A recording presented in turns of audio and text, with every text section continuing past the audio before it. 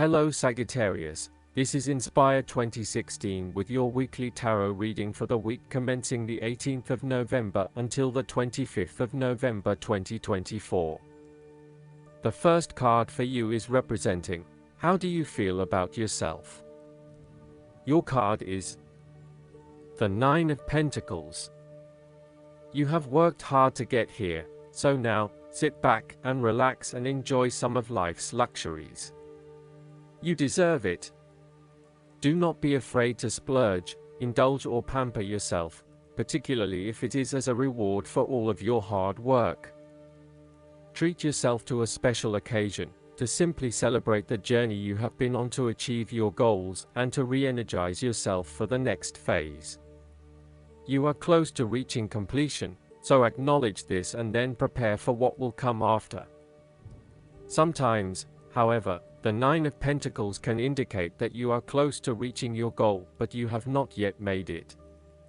So, as a result, you may want to stick to your program and continue sacrificing until you have reached that goal. You are showing great self-discipline and self-control to ensure you get to where you want to be.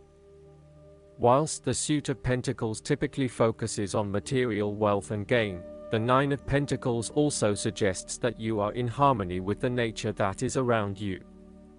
You have an appreciation for the beauty and abundance found in nature, and you are able to harness this energy to bring pleasure into your life. You may enjoy gardening or floristry, or you may simply like to pass your time in the beauty of nature with picnics or walks in the park. The Nine of Pentacles can indicate a time of restraint, poise, and grace. The figure in the card is very ladylike and refined. She lives a comfortable, luxurious lifestyle and is able to keep herself looking nice. This is a time when you need to carry yourself with grace and refinement, and to be tactful and diplomatic in your dealings with others. The second card for you is representing, what do you want most right now? Your card is the Two of Wands. You have been able to take your idea and turn it into a feasible plan that you know will lead to your success. It is no longer just an idea, but you now have a plan in place to ensure that your idea is carried out as you had intended. The Two of Wands is also about discovery, particularly as you step outside of your comfort zone and explore new worlds and new experiences. It may take some courage to take the first step, but this card gives you the confidence of self-knowledge. You know what your goal is, what your creative process is directing for you, and you are confident in its eventual fulfillment. The Two of Wands indicates that you will begin to consider your longer-term goals and aspirations and will plan ahead for what you need to do to achieve these goals. You have already come so far, but now you feel it is ready for a change, this time with your long-term future in mind. You may be considering overseas travel, further education, or a major career change at this point in order to expand your learning and development, and to grow your horizons beyond your immediate environment. With careful planning and a moderated approach, you will set yourself up for success in the future. The twos in tarot often represent decisions of some sort. In the case of the Two of Wands, you are making a decision between sticking with what you know, or expanding your horizons and taking a risk. You know that the world has to offer you something bigger or more meaningful, yet you are also aware that in order to maximize on this opportunity, you must leave your familiar grounds. Even though you have already invested a lot into your current circumstances, for you to be able to grow and to maximize your potential, it is imperative that you step out into a new world and explore your options. This card shows the patience and focus of your intent. You have got the ball rolling and have started out on your journey, so now it is time to patiently wait for your rewards and watch as your ideas begin to materialize. The third card for you is representing your fears. Your card is the Four of Wands. There may be tension between family members or loved ones, and you are finding yourself getting caught up in other people's concerns and relationship problems. This may leave you feeling uncertain about your own relationships and what you can and cannot depend on. You may also be going through a period of transition in your family and home life and feeling some tension as a result. Similarly, you may find your home situation becomes increasingly unstable. There may be an external threat to the peace and happiness you once had in your home. You may be placed into a temporary situation which appeases your immediate concerns but does not yet solve the longer-term issues. Depending on your living arrangements, it may be better to move home for the time being to allow things to settle. Given the upright Four of Wands reflects stability, you are going through a period of transition where there is little stability and security. You may be experiencing multiple changes in your life, such as changing jobs, moving house, and/or leaving a relationship. While you know that this is an important transition that you need to make, it can be quite unsettling, leaving you feeling out of balance and uncertain about your future. In a relationship reading, the Four of Wands reflects someone who may not be looking for a particularly long-term relationship but is willing to invest in it for the time being. There is a lack of commitment, or even a fear of commitment, which is preventing them from wanting a long-term relationship. The fourth card for you is representing what is going for you. Your card is the Four of Cups. You may be growing tired of the same old struggle that has been carried on too long in the past. As a result, you have started to withdraw and go within yourself to seek greater peace and tranquility. If you are becoming particularly pouty or sulky about your predicament, the Four of Cups is then a call to action. It is time to wake up, be alert, and to be open to new experiences that offer a more positive outcome. The Four of Cups can sometimes point to defensiveness.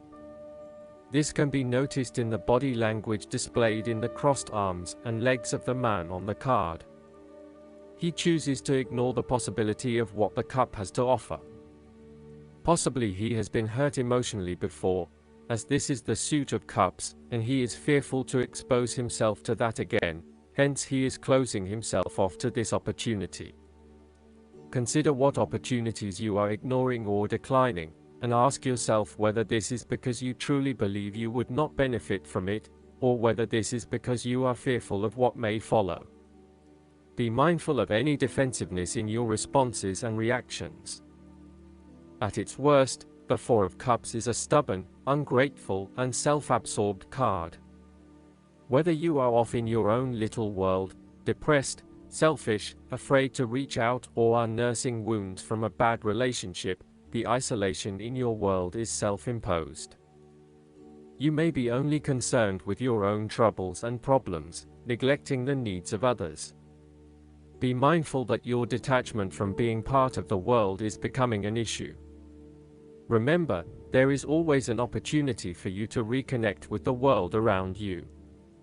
Look at that cup being offered to you. The fifth card for you is representing what is going against you. Your card is the Ten of Wands. You are unnecessarily holding on to some burden when you do not need to.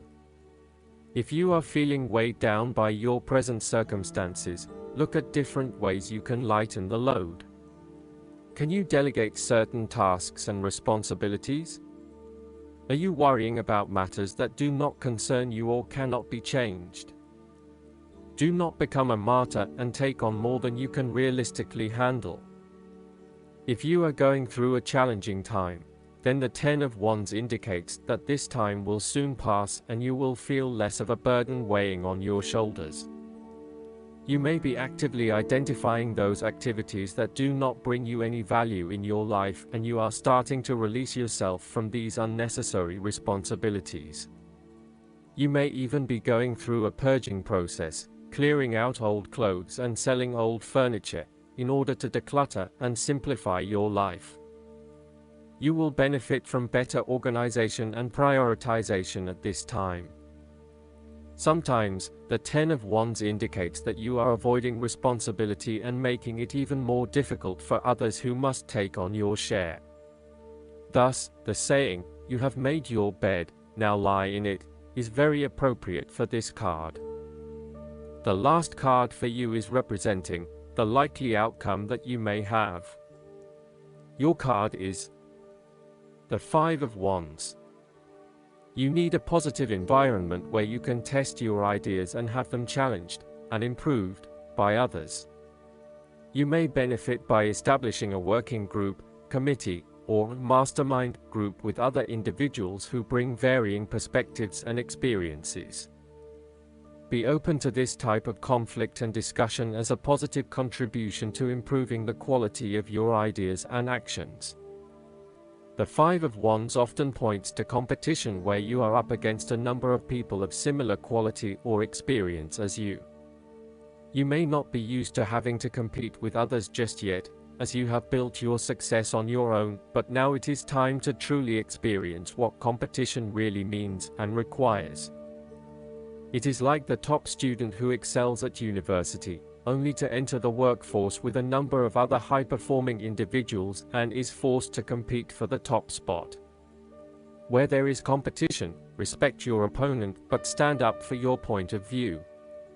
Fight the tendency towards frustration, anger, hate, and prejudice. The Five of Wands also encourages diversity and differences of opinion. You may be in a situation where you are dealing with people from different cultures and backgrounds, and may be struggling with accepting their way of living.